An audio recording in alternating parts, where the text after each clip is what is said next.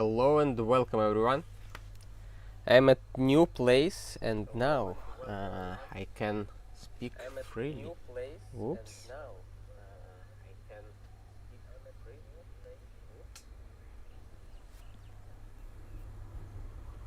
We continue our reading of Fear of Macros book, and today will be chapter 5 about syntax parameters. It will be short, so the stream is mostly to warm up and to get used to streaming in this place and see how it goes. Check the internet connection. The speed is actually quite good and should be no problems with internet connection here. However, just a few minutes ago the electricity went off for a few minutes, so if I disappear, don't worry, it's just cause of internet probably. Okay, let's go back to our topic, to the hygienic macros. Last time we actually did a lot of stuff. We implemented a list refs macro which can take association list and can navigate into nested association lists using this, usual JavaScript or whatever syntax it is with dot notation. And we did some error handling, some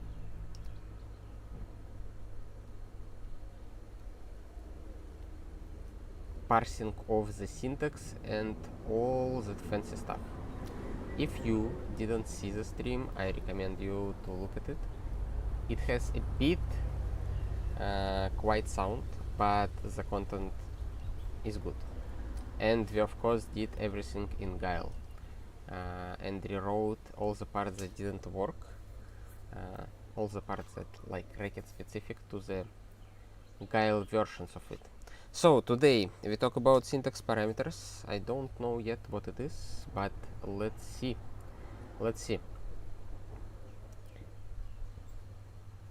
The first thing here is anaphoric if or a if.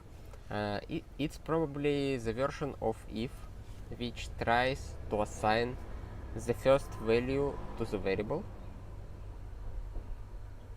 and after that you can use the value of this variable inside your expression, and also it checks the value of it, like if the value is true, assign it to some variable and you can use this variable later, and otherwise you return something. And here is naive implementation of it, which takes condition, true expression, false expression, assigns it to the variable, and allows to use it. Allows to use it in expression. But as you can see, it probably doesn't work. Let's try it.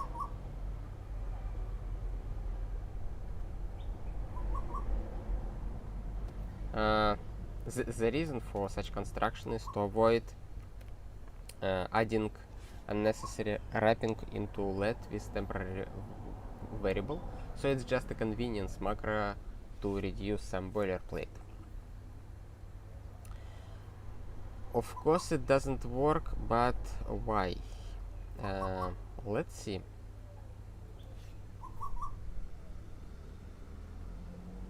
Let's check that it doesn't work for sure.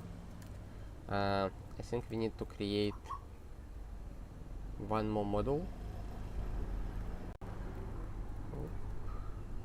and it will be 2025 03 19 Fear of Macros chapter 5.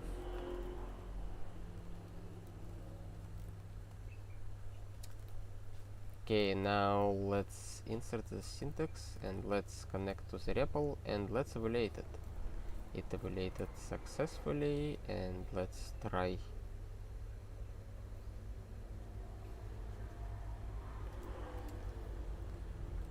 to use this macro. Okay. It unbound variable, which is expected. Let's read the following parts of the chapter.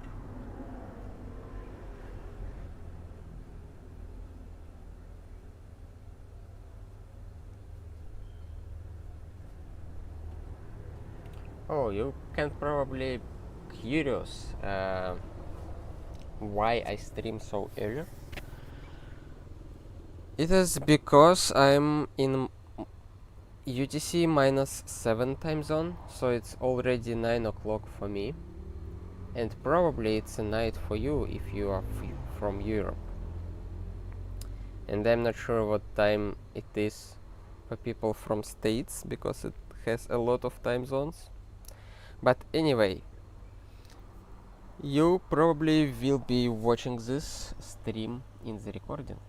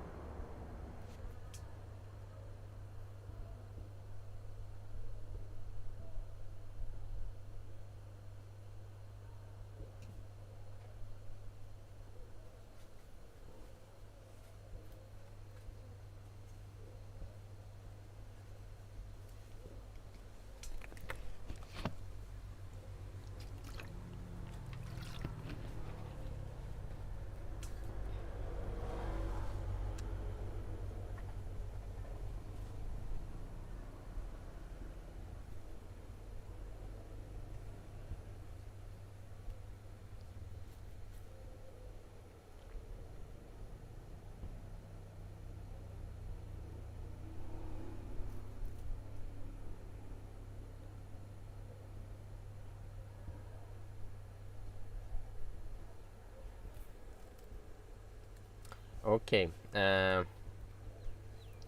what's happening here? We introduce the variable in the lexical scope of it, but outside of it, we can't access it.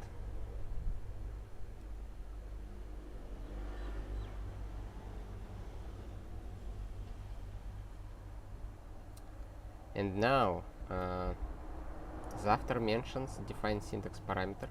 Let's take syntax parameter. Oh, and we have both functions in Guile, which is good. Keyword, transformer, and syntax parameterize. Now let's recap what parameters do. Parameters allows to make dynamically scoped variables in scheme. So we define a parameter, and now we can access the value of this parameter by calling this function, and we can change the value of parameter by using parameterize and setting the value of the variable to new one. And inside any nested expressions that is inside parameterize, the value of this parameter will change. If you want to know more about parameters, fluids, and all other dynamically scoped variables and all other mechanisms that allows to implement dynamic scoping, I have a stream on this topic. You can find it on my channel, and I explain pretty extensively everything that happens. But let's see the examples. When we evaluate current foo, it returns some default value. When we evaluate the same expression inside parameterize, it produces a different expression, and we go out of parameterize and the value is back. So parameterize doesn't actually set the value of the variable, it sets it only for the scope of parameterize. It doesn't change the original value. Okay, let's see what is syntax parameters.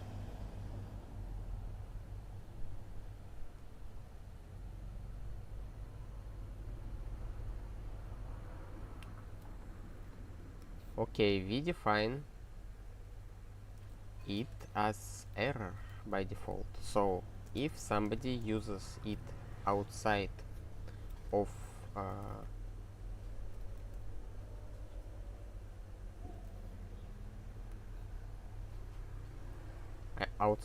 our if macro, it will throw an error. But let's take a look at how we throw errors in Guile. Raise exception.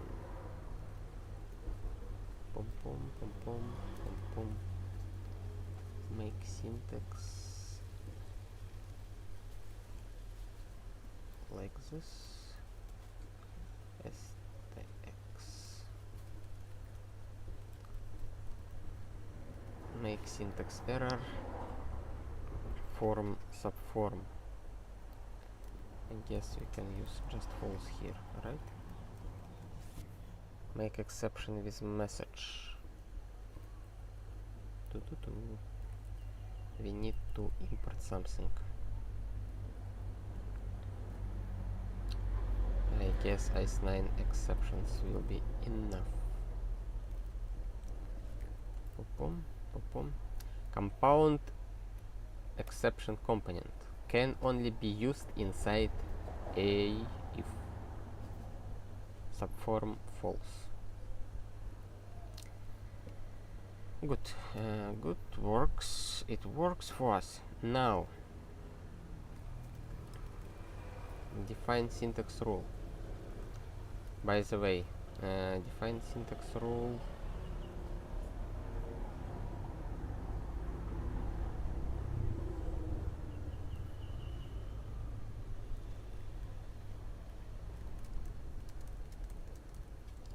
I try to remember how to use it. What is happening here? We define a new macro which accepts condition, true and false expressions. Now it creates a variable which assigns a condition value. It checks the value and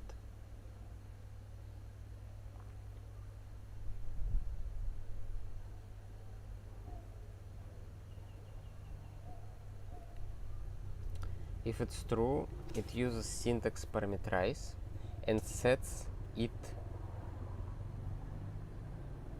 temporarily to the value of TMP. I don't know what make rename transformer does, and we probably don't have it. Make rename transformer.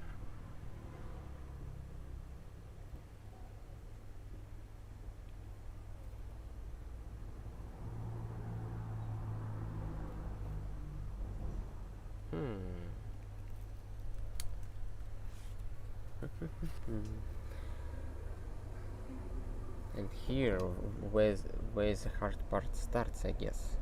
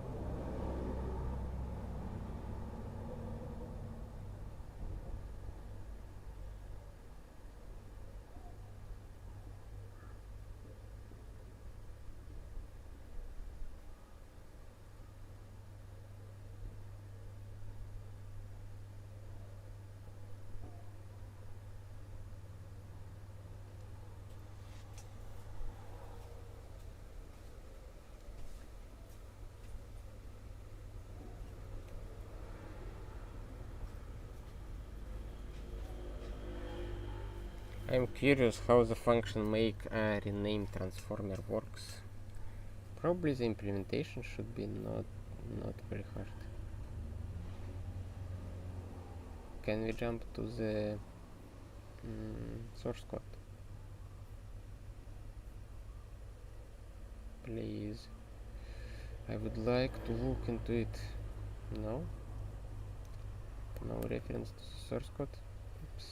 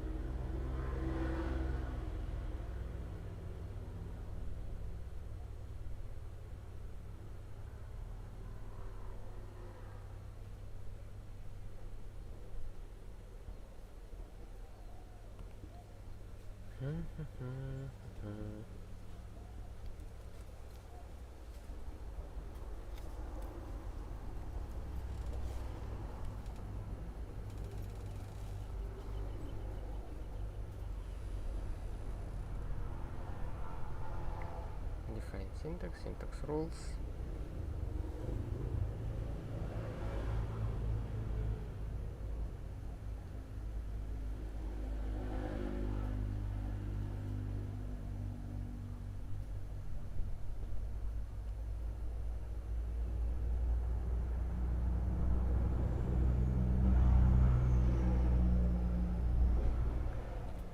Syntax ID rules. Syntax ID. No, we don't have it.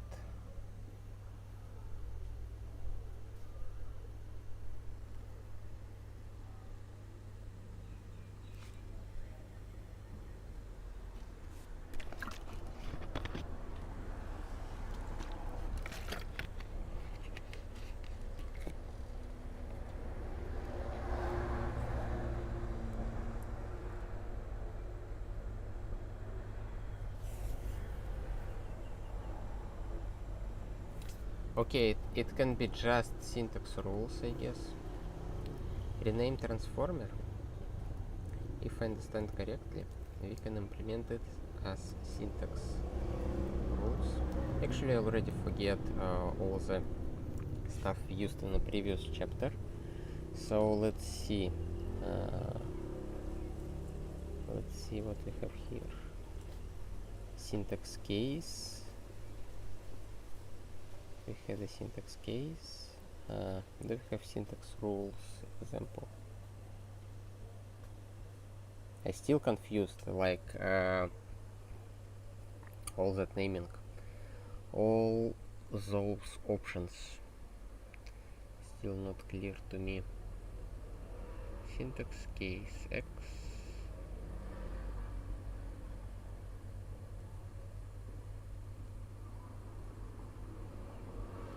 Syntax.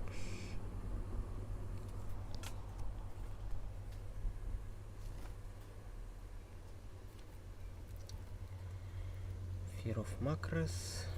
Syntax case. I don't remember what syntax rules does.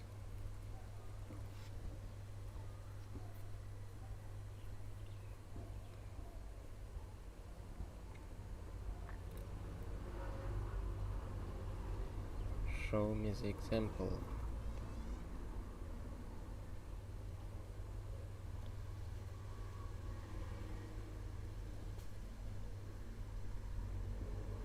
Too much to read. Okay, let's try to use syntax case.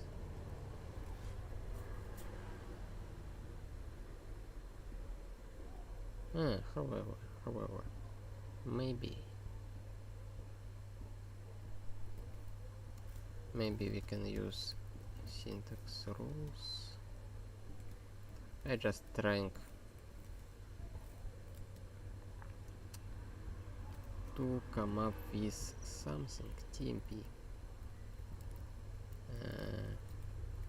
with something working. And now let's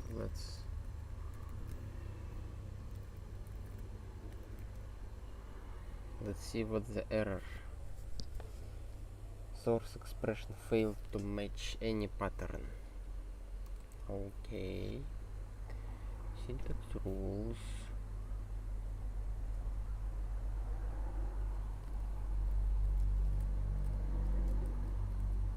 Maybe this will work. No. I have no clue how.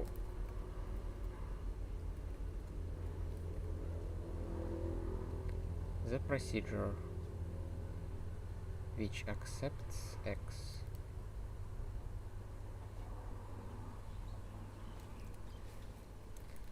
syntax case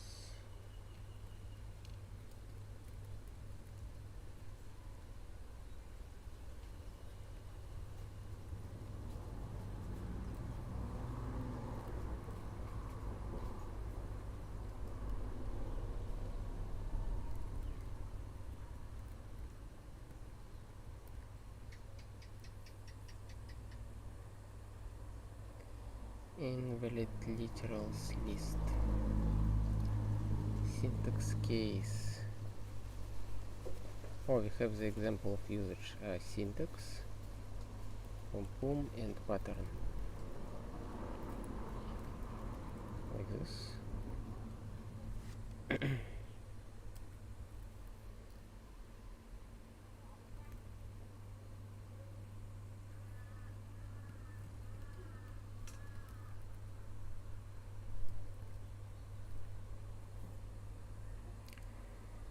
Syntax form TMP subform false.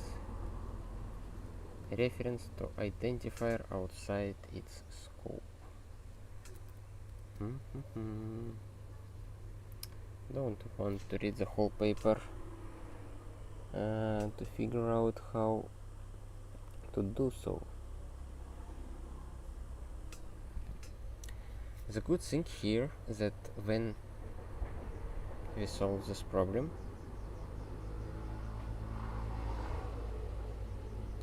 we get a better understanding of how it works. The bad part is that I can't like just having something working right now.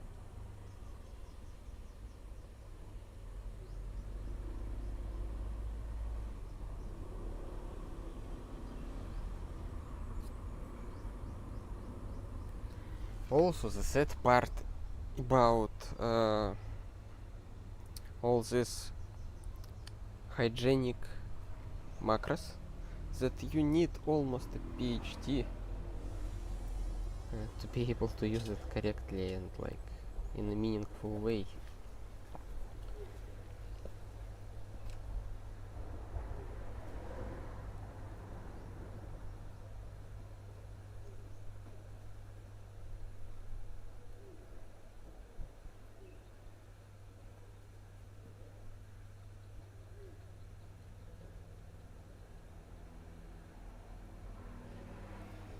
Okay, I guess I need to read the whole paper, but I won't be reading it on the stream because it's like quite long. Even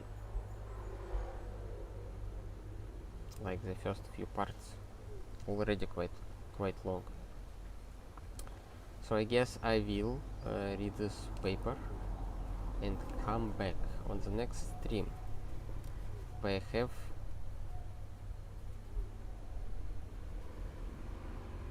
everything read and will come up with a solution for such a simple example, because it's like a really useful thing to introduce like temporary bindings that you can access. Oh, by the way, I know one example which I have somewhere around which do this stuff, I guess. Cons, chain bars. This is a chain macro. chain when nest reverse. The chain macro, and it introduced new bindings, so we can take a look at its implementation, and maybe we'll find out how it does the things. Syntax evaluation.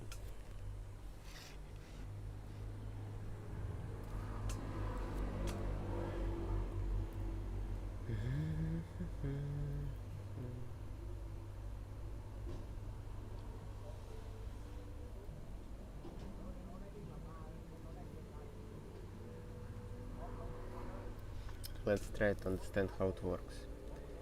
Syntax case, we take syntax x and we pattern match it against. If it has only initial value, it just returns it, which is good. If it has initial value and steps, oh, it's probably first step and rest steps. What it does, it creates a loop, and this loop iterates over variables, out, and something called in. Oh, maybe I just throwing the random like characters into the macro and trying that something could work. Okay, it takes the first step, which have like a few items in the expression.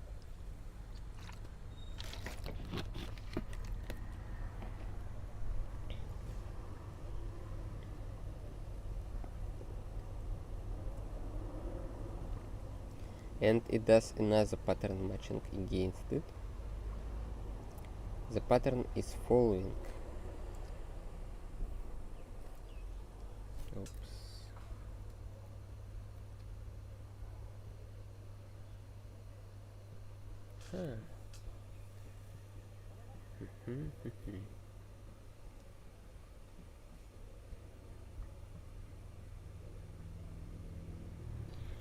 In should be a list.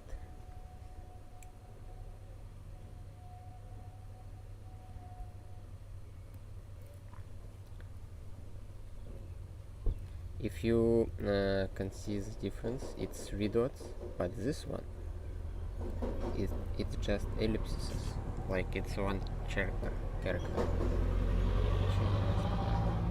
TP. Oh, it uses genTMP function. What it does, it generates temporaries, syntax transformer helpers.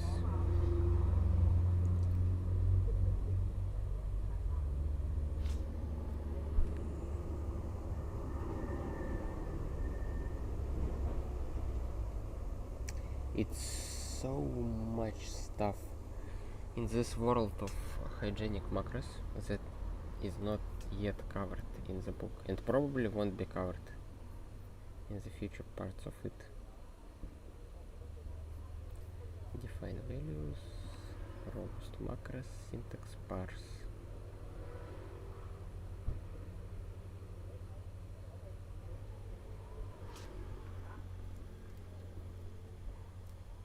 Yeah, it doesn't seem to cover much.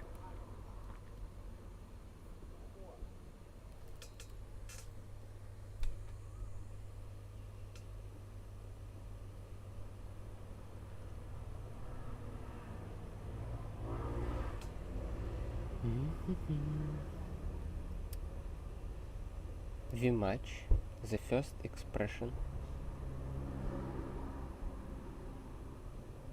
right? This is the first expression of our chain macro.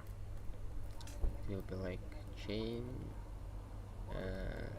something.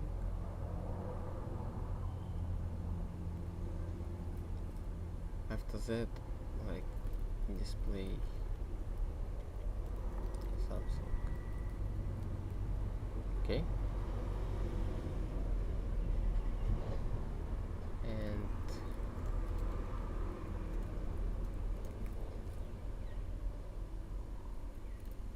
display something one more time.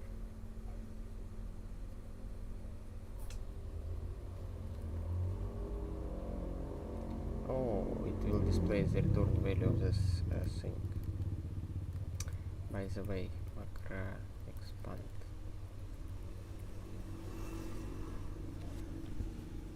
You see how it introduces LEDs and new bindings.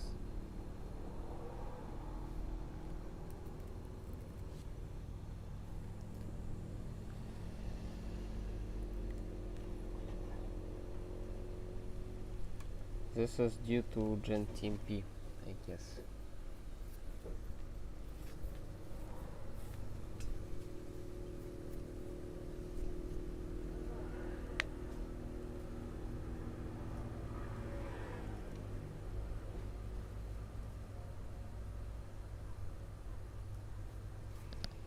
I don't understand what is happening here.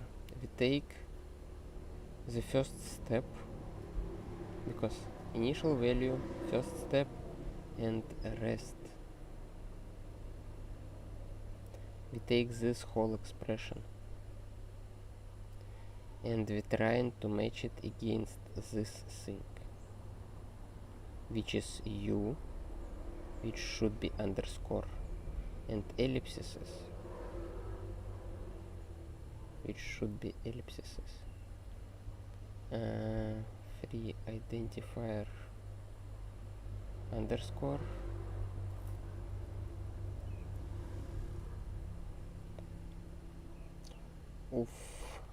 yeah. Probably we need one more book on hygienic macros. Scheme, macros programming, scheme documentation. I remember. Yes, I guess this one. Prerequisite. Scheme programming language. Some simple macro. Increment value. Blah blah blah.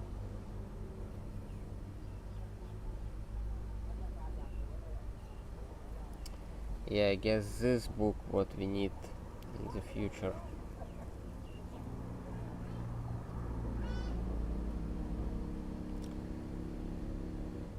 It has simple examples, but later identifier syntax.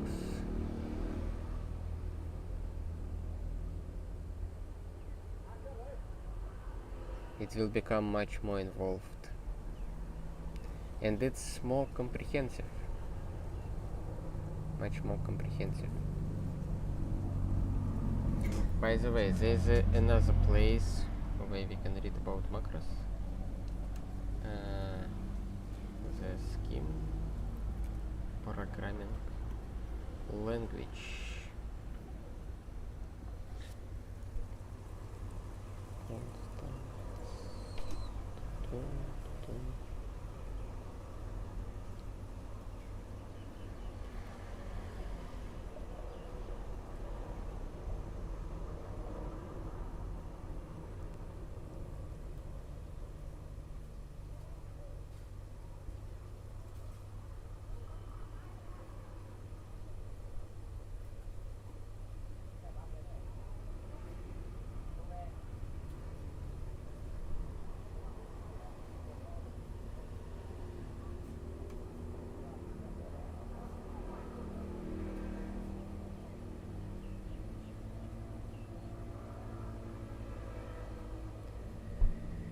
Generate temporaries.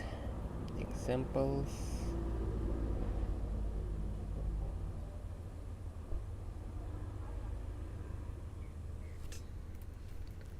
Parameters.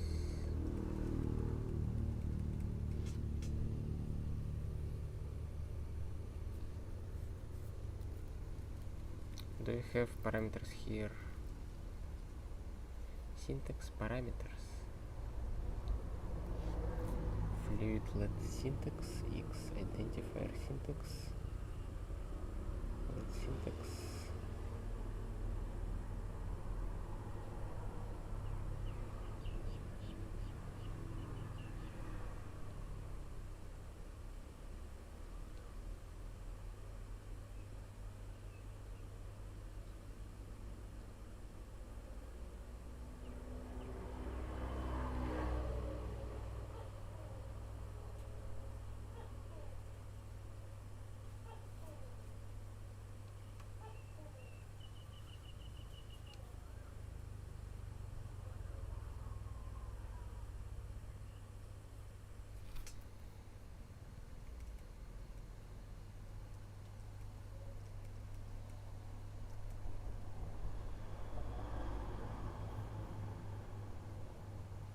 Okay, and it's the reference to the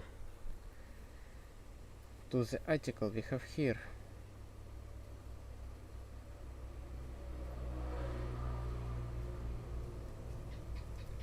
I expected the stream to be like very easy and very quick, just to warm up and get used to the new place for streaming, but it turned out that like the topic is really hard.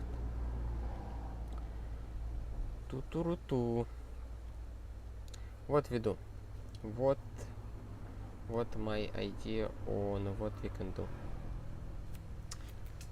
We can wait